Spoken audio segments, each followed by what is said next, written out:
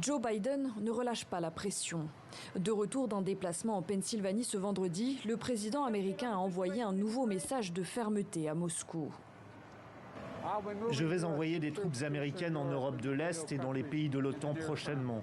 Pas beaucoup. 8500 militaires américains sont déjà en alerte pour renforcer l'OTAN, car Washington est convaincu de l'imminence d'une attaque russe en Ukraine. Le Pentagone rappelle pour autant que la voie diplomatique reste ouverte.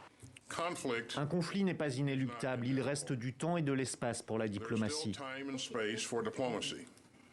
Éviter une guerre, c'était tout l'objet de l'entretien téléphonique de ce vendredi entre Emmanuel Macron et Vladimir Poutine.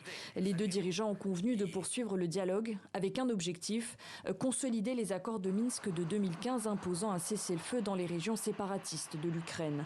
Mais leur entretien d'1 heure a aussi mis en exergue de profonds désaccords.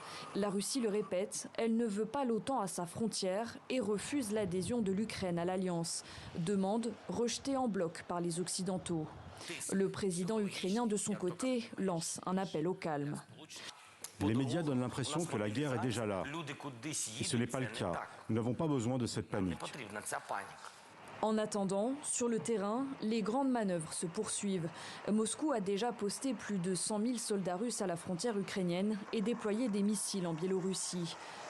En réponse, l'OTAN a amassé des troupes dans 6 pays d'Europe de l'Est et dit se préparer au pire.